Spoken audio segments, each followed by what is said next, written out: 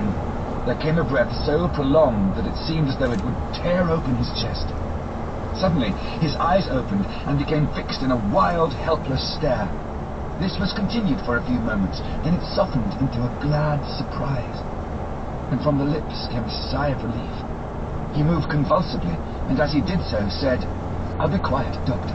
Tell him to take off the strait waistcoat. I have had a terrible dream, and it has left me so weak that I cannot move. What's wrong with my face? It feels all swollen, and it smarts dreadfully." He tried to turn his head, but even with the effort his eyes seemed to grow glassy again, so I gently put it back.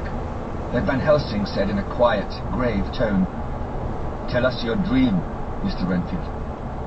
As he heard the voice, his face brightened through its mutilation, and he said, "That is Dr. Van Helsing. How good it is of you to be here. Give me some water. My lips are dry, and I shall try to tell you. I dreamed..." He stopped and seemed fainting. I called quietly to Quincy, "The brandy. It is in my study, quick." He flew and returned with a glass, a decanter of brandy, and a carafe of water. We moistened the parched lips, and the patient quickly revived.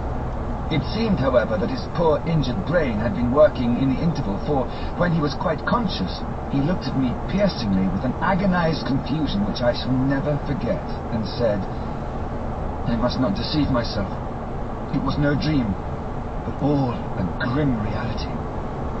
Then his eyes roved round the room. As they caught sight of the two figures sitting patiently on the edge of the bed, he went on, "If I were not sure already, I would know from them." For an instant his eyes closed, not with pain or sleep, but voluntarily, as though he were bringing all his faculties to bear.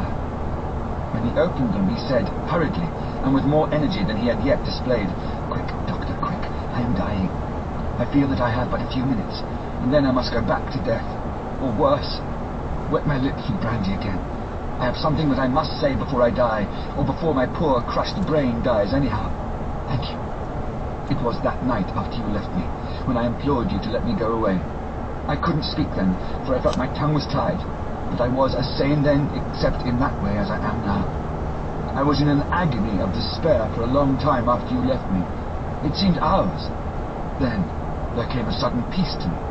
My brain seemed to become cool again, and I realized where I was.